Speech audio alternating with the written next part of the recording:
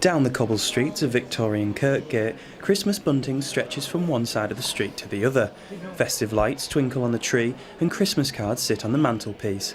The scene is set for a truly Victorian Christmas. Castle Museum is perfectly placed for Christmas because many of the traditions that we have today have their roots in Victorian times, from like the 1840s onwards. So Christmas trees, Christmas cards, holidays, because actually the Christmas holiday wasn't established until the 1830s, all come from the Victorian era. So as we see Christmas today, a lot of it is rooted in the Victorian time, including them complaining about consumerism.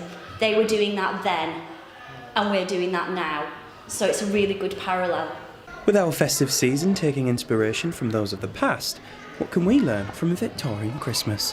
There was definitely a social divide in Victorian times, although it did start to improve with industry and manufacture where things were made and became cheaper to buy.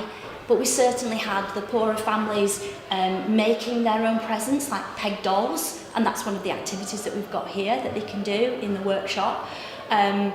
So I think it's interesting for the younger visitors to see how Victorian children would have experienced Christmas, and there's plenty of that going around in the interpretation about how children would have enjoyed their leisure time. We're doing charades upstairs, there's Pass the Slipper, there's Kim's Game, which is kind of a memory game, the things that they would do in their leisure time. So I think it's important for them to kind of look back and see what children of that era would have enjoyed. With the museum taking its visitors back in time, how have they brought Christmas back to life? In many ways. So we have period rooms upstairs that are all dressed for the time period and how Christmas would have been perceived then, which is a wonderful start.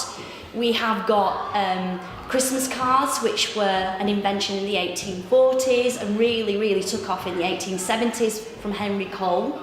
They were calling cards originally, but then they were produced because we had industry. So we've got Christmas cards that you can collect and see.